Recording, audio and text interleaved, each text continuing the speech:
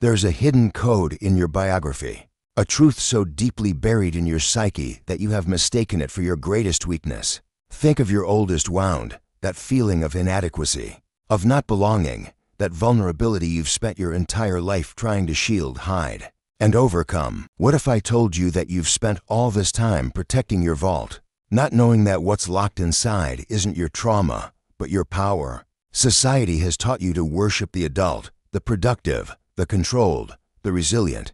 But this is the greatest and most cruel inversion of human psychology. The strength you seek, the vitality that escapes you, the creativity that seems dry, will not be found in another productivity course or in another social armor. They reside, intact and pulsating, in the figure you exiled to the basement of your soul, the divine child.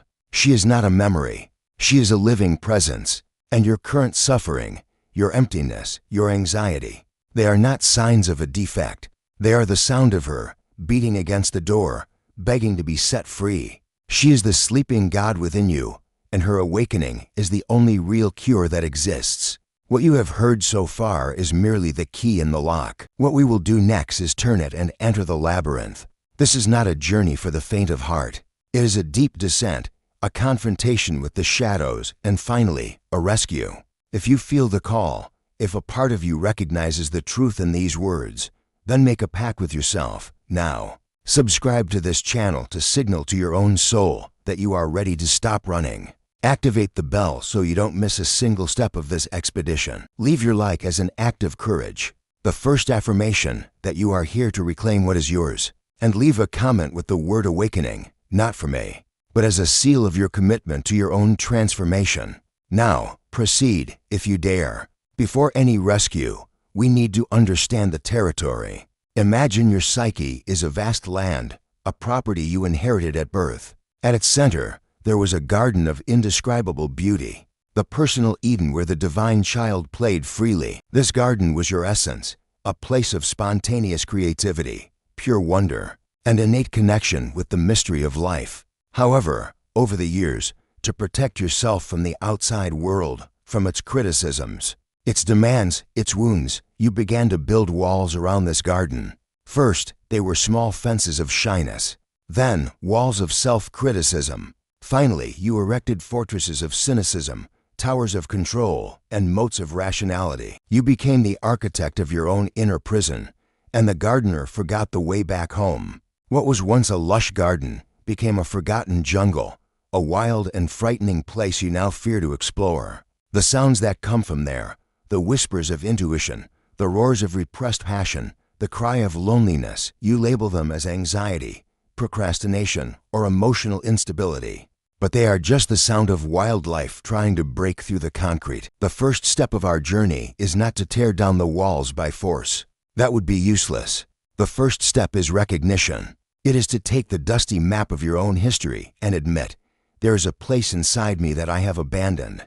There is a life that pulses beyond my defenses. It is an act of radical humility, the confession of the exile who wishes to return to their homeland. This recognition creates a crack in the fortress, a small fissure through which light can enter and water can flow. It is through this fissure that the journey becomes possible, for it is the first sign to the divine child that you have not completely forgotten her. She feels your attention, like a plant feels the promise of rain, and a hopeful silence settles in the jungle. The expedition is about to begin, and your first piece of equipment is not a sword, but a compass of brutal honesty with yourself. You must have the courage to look at the tall weeds of your excuses, the overgrowth of your self-destructive habits, and understand that they grew to protect something infinitely precious. The fear you feel of looking inside is not the fear of what you will find wrong, but the overwhelming fear of finding the beauty you abandoned, and the responsibility that this rediscovery entails.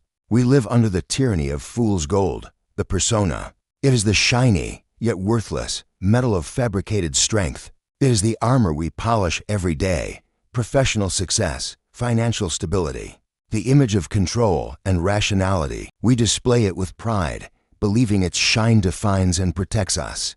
However, this armor comes at a terrible cost. It prevents us from feeling. It isolates us from life.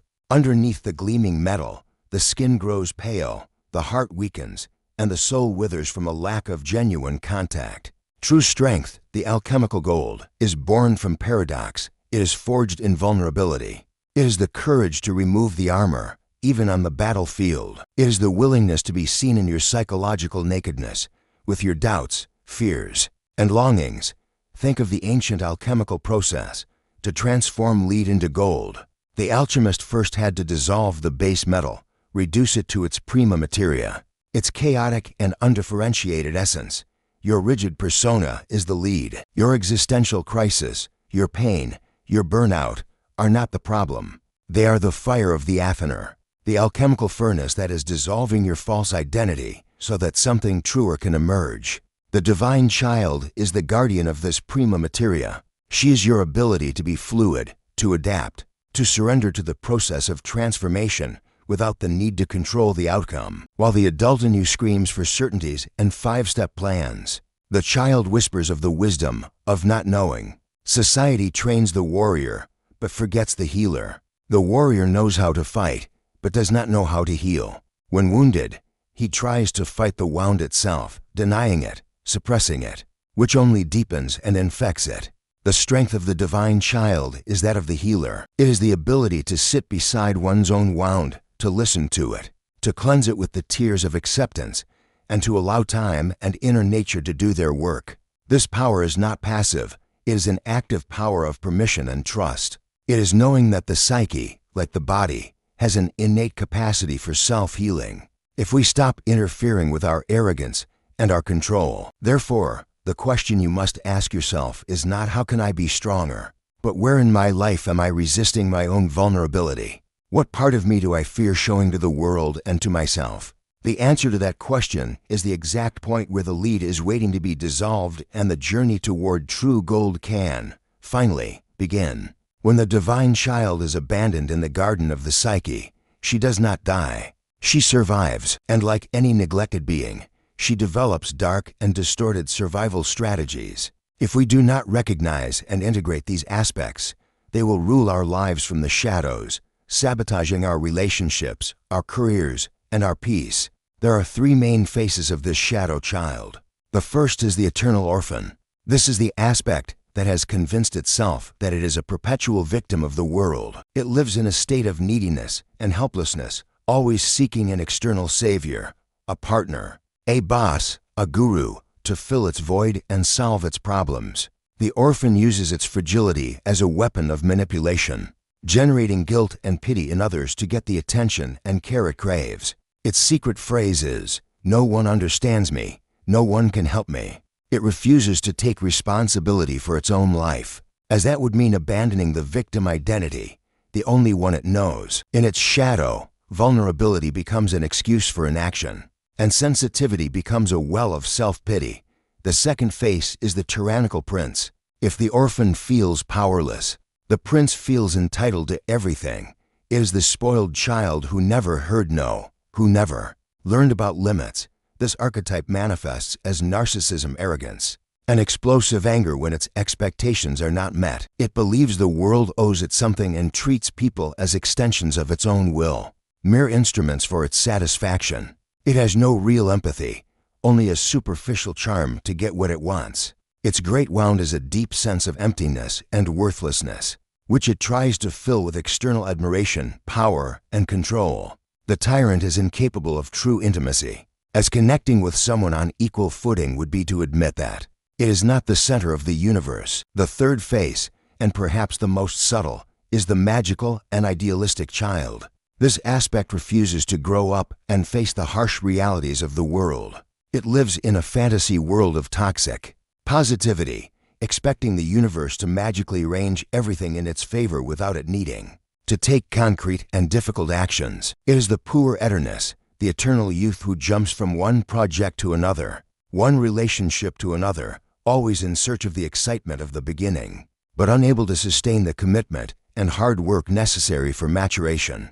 It fears boredom, routine, and responsibility as if they were death itself. Its shadow lies in the denial of life as it is, which leads to an inevitable succession of disappointments and a chronic feeling that real life never begins. Confronting these three faces is one of the most courageous acts of the journey. It is admitting, yes, this victim lives in me. This selfish little tyrant exists in me. This dreamer who flees from reality is also me. Integration doesn't happen by trying to kill these figures, but by understanding them. It is realizing that each one is just the divine child screaming in pain in a different way. The orphan needs self-responsibility and the love of the inner parent. The tyrant needs limits and the humility to feel ordinary. The magical child needs the ground of reality and the discipline to turn its dreams into something tangible. By giving each what they lack, you do not destroy them, you redeem them, transforming their distorted energies into authentic power. There comes a point in almost every individual's life when the external world fails spectacularly to deliver on its promises. The dream job proves empty, the perfect relationship falls apart, health falters. This moment of collapse is not a curse, it is a summons. It is what Joseph Campbell called the call to adventure. It is the psyche, through the brutal language of reality, saying, the path you are on is a dead end. The real journey is not outward, but inward. This is the ignition point for the birth of the inner hero. The hero, in Jungian terms, is not a figure of brute force, but the aspect of the ego that consciously decides to turn toward the world of the unconscious, to confront what has been repressed and rescue what has been lost. His first battle is not against a dragon, but against the refusal of the call. It is the siren song of conformity, of fear, that whispers, don't go. It's too dangerous. Stay where it's safe. Ignore the pain. Distract yourself. Millions of souls succumb to this voice, choosing a slow death in life over the risk of transformation. The hero, however, is the one who, even trembling with fear, takes the first step into the dark forest. This act of turning inward is what differentiates a crisis from an opportunity. A crisis, left to itself, only generates suffering. A crisis, accepted as a call, becomes the portal to individuation. The hero understands that the dragon he needs to face, be it depression, anxiety, addiction, is the guardian of a treasure. The dragon represents concentrated and repressed psychic energy. To fight it head-on, with the weapons of the persona logic, control, willpower, is futile. The dragon is stronger at that game. The hero must learn the language of the dragon, the language of symbols, dreams, and affects. He must descend into the cave where the dragon sleeps. That cave is his own unconscious. And the treasure the dragon guards? It is the divine child. It is his totality, his soul, the anima or animus that has been captured by the forces of repression. The hero descends not to kill, but to liberate. This descent, the Nikia, is the most dangerous part of the journey. It requires the sacrifice of the ego. The hero must abandon his certainties, his pride, his map of the known world. He must get lost to find himself. It is in this state of surrender and courage that unexpected help appears. What Jung would call the archetypal figures of the wise old man or the great mother, which manifest as an insight, a book, a therapist, a revealing dream. The hero is not alone, but he must prove he is worthy of help through his commitment to the journey. The hero's war cry, therefore, is not a roar of fury, but a whisper of acceptance. I will go. I will face what is within me. I will run no more. It is at this moment that the universe of the psyche reorganizes itself around him, and what seemed to be destructive chaos begins to reveal itself as the painful early stages of a new creation, of a new and more authentic self. Our modern mind is illiterate in the oldest and most universal language of humanity, the language of symbols. We have been taught to trust only the literal word, linear logic, and with that, we have become deaf to the whispers of the unconscious. The divine child does not speak Portuguese, English, or any other verbal language. She speaks through images, feelings, synchronicities. To reconnect with her, we must relearn to read and hear this lost language. The symbols of renewal are universal because they are engraved in the collective unconscious. Think of the seed. It is the perfect image of potential contained in darkness. Everything the tree will become is already contained in the seed. Likewise, everything you can become, yourself, already exists as a potential within you. Adversity, the darkness of the earth, does not destroy it. It invites it to germinate. When this symbol appears in your dreams or in your life, it is a call to trust the growth process that is happening invisibly, beneath the surface of your consciousness. Another powerful symbol is the dawn. The dawn does not arrive all at once. It is a gradual process of illumination that emerges from the deepest night. It represents the birth of a new consciousness, often. The moment preceding a major psychological insight is a period of profound darkness, confusion, and despair, the dark night of the soul. The dawn symbolizes the promise that this darkness is not permanent. It is a reminder not to despair in the dark, but to watch the horizon of your psyche closely. For the first light of a new understanding is about to emerge. The image of the manger or the humble cradle is also crucial. The divine, the new, the Savior, rarely is born in the palaces of the ego, in places of power and pride.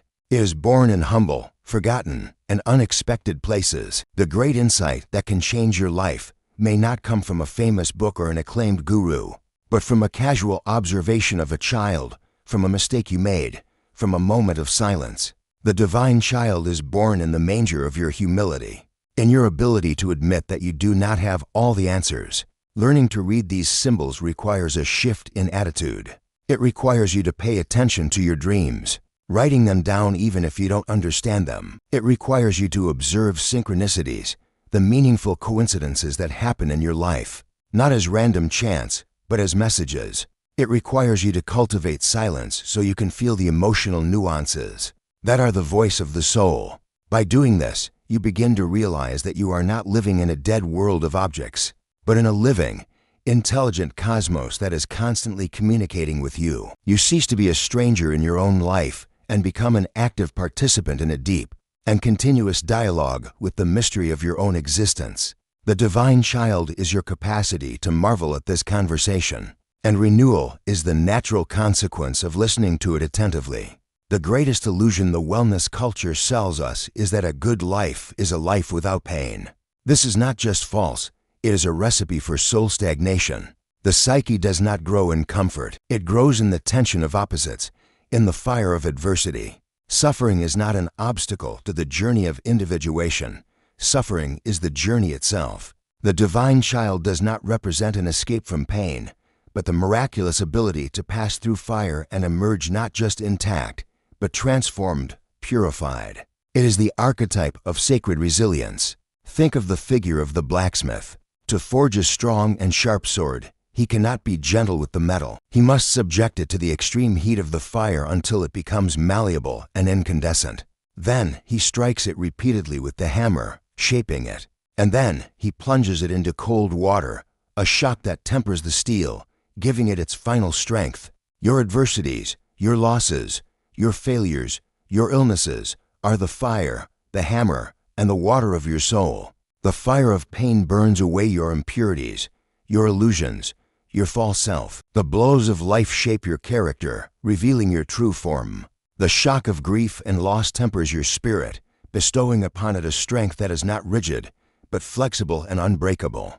The ego's temptation is to flee the fire. It is to blame the blacksmith. It is to curse the hammer. The wisdom of the divine child is to surrender to the process. It is the intuitive trust that the blacksmith, the self, or the life process knows what he is doing, even if the metal your ego screams in pain and does not understand the final form being created. This is the profound meaning of Nietzsche's phrase, "That which does not kill me makes me stronger."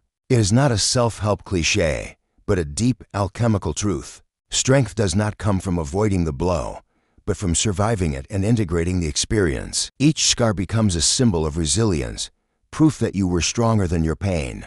The divine child is what allows for regeneration. Like the mythological salamander that could live in fire, this archetype gives us the ability to metabolize the poison of trauma and transform it into an antidote. A person who has never suffered remains superficial, two-dimensional.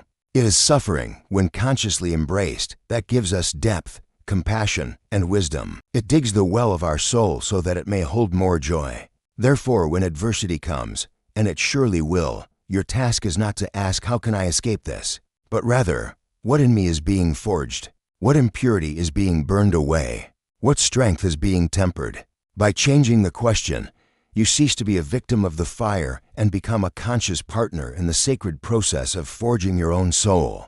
The ultimate goal of the journey is not to regress to childhood. It is not to abandon the adult and live as an irresponsible child. That would be merely trading one tyranny for another.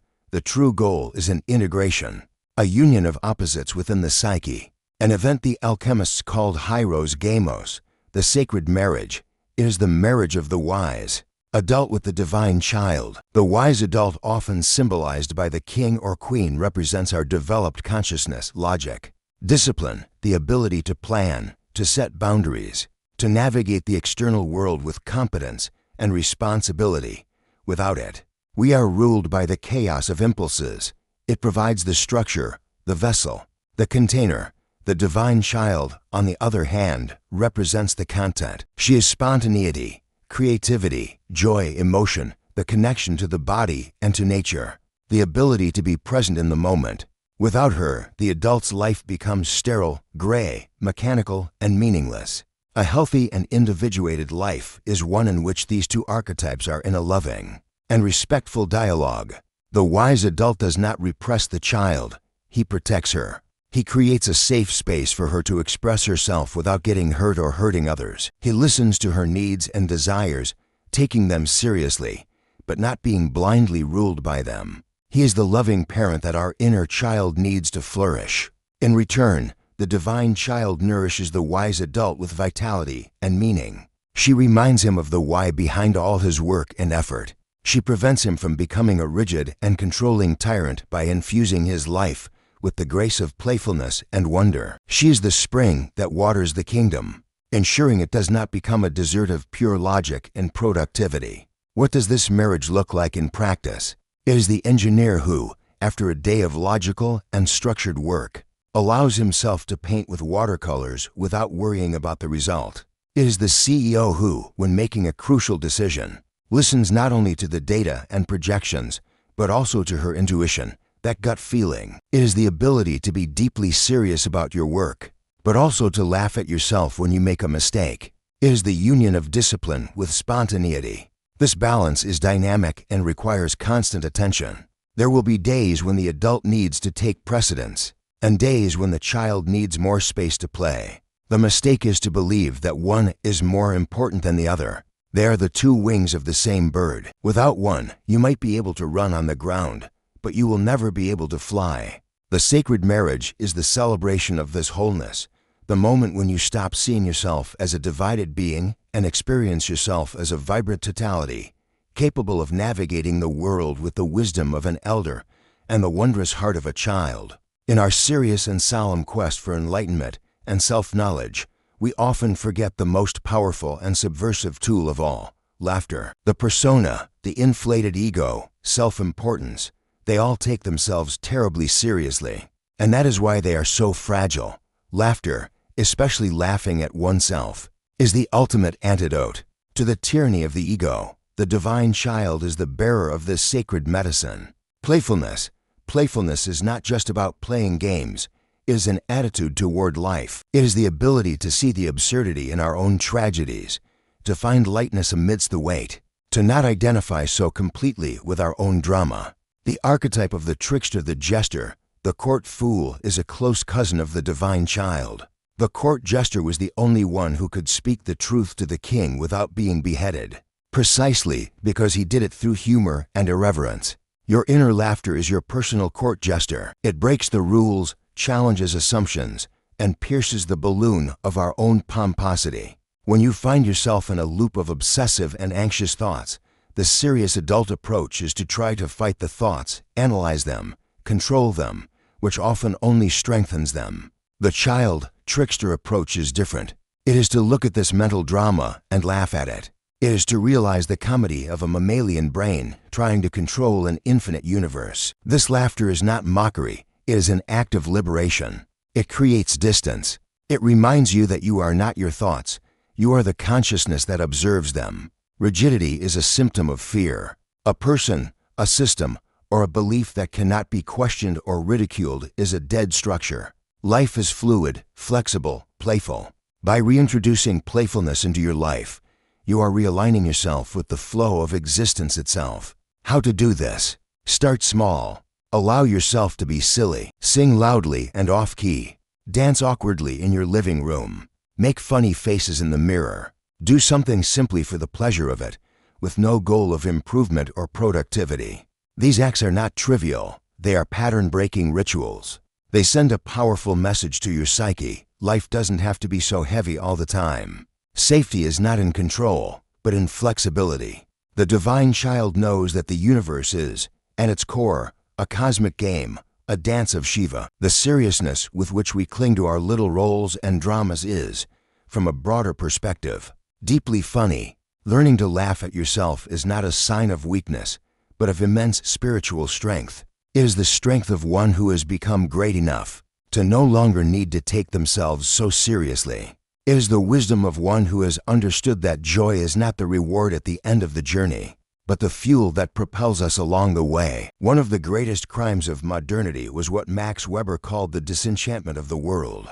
By placing instrumental reason and materialistic science on a pedestal, we systematically emptied the world of its mystery, its soul, its magic. We reduced forests to timber resources, animals to biological mechanisms, and human beings to cogs in a socio-economic machine. We live in a world that is functional, but spiritually dead. The consequence of this is a deep hunger for meaning, a nostalgia for a richer, more symbolic reality. The integration of the divine child is the antidote to this disenchantment. She gives us back our enchanted eyes, the ability to perceive the numinous and symbolic dimension of reality that exists simultaneously with the material one. This is not about denying science or reason, but about recognizing their limits. Reason can tell us how the sun shines, but only the soul can feel the miracle of a sunrise. To rescue the magic is, first and foremost, to rescue mindfulness. It is the ability to be so completely present in a moment that its ordinary beauty reveals itself as extraordinary. It is to look at a flower not as a botanist classifies it, but as a poet feels it. It is to listen to the rain not as a meteorologist predicts it, but as a child who delights in its sound and smell. This quality of attention is the gateway to the numinous. Secondly, it is to relearn to see the world archetypally. It is to understand that the struggle with your boss is not just a personal conflict, but also a manifestation of the universal confrontation between the tyrant and hero archetypes. It is to realize that your longing for a partner is not just a biological need, but the soul's search for its other half, the syzygy. Seeing the world this way does not diminish personal reality, it enriches it. Connecting your small personal story to the great story of humanity, you realize that your dramas are not just yours, but are human dramas, lived and relived millions of times. This brings immense relief and a deep sense of connection. The divine child is our faculty for wonder. To her, the world is still new, vibrant, and full of possibilities. The shell of cynicism and boredom that the adult develops is a defense against disappointment. But this defense costs us the very joy of living. To have the courage to wonder again is to risk being hurt. Yes, but it is also the only way to feel truly alive. This re-enchantment does not require you to believe in fairies or spells, but to believe in the depth of your own psyche and its ability to project meaning and beauty onto the world. The magic is not out there. It is the result of a union between inner perception and the outer world. By rescuing your divine child, you do not change the world. You recover the ability to see it as it truly is, a haunting miracle and an endless mystery. The journey of integrating the divine child is not an act of narcissistic self-indulgence. It is not about withdrawing from the world to play in your inner garden forever. On the contrary, it is the most radically responsible act an individual can undertake. The healing of the individual is the prerequisite for the healing of the collective. A person who is reconnected with their wholeness no longer contributes to the insanity of the world. The legacy of the divine child is not a treasure we keep, but a seed we plant. A person who has integrated this archetype becomes, themselves, a source of renewal for others. They carry an energy of authenticity and vitality that, in itself, gives permission for those around them to also begin removing their armor. Their presence becomes a silent catalyst for change. Think of the collective impact. The crises we face today, environmental, social, political, are not, at their root, technical problems. They are problems of consciousness. They are the result of a collective psyche disconnected from its soul. governed by the shadow adult, greedy, controlling, and short-sighted. The solution will not come from more of the same energy, from more control, from more soulless technology. The solution will come from a new way of being, from a consciousness that unites the wisdom of the adult with the compassion, creativity, and connection to life of the divine child. Each individual who achieves this inner union becomes a cell of a possible future. They demonstrate, through their own life, that it is possible to be successful and compassionate, disciplined and spontaneous, strong and vulnerable. They become living proof that wholeness is not a utopia, but a real possibility. Your legacy, therefore, will not be measured by the things you have accumulated, but by the quality of the energy you have radiated. Was it an energy of fear or of trust, of cynicism or of wonder, of rigidity or of creativity? Did you leave people and places a little harder and more closed off, or a little lighter and more open? The divine child, in her essence, is the archetype of potential. She is the future sleeping within the present. By integrating her, you become a conscious co-creator of that future. You stop merely reacting to the world as it is, and begin to actively participate in the creation of the world as it could be. Your life ceases to be a sentence to be served and becomes a work of art to be created. And that is the final and greatest adventure of all, not just to find yourself, but, from that discovery, to create a legacy of renewal that will echo long after you are gone.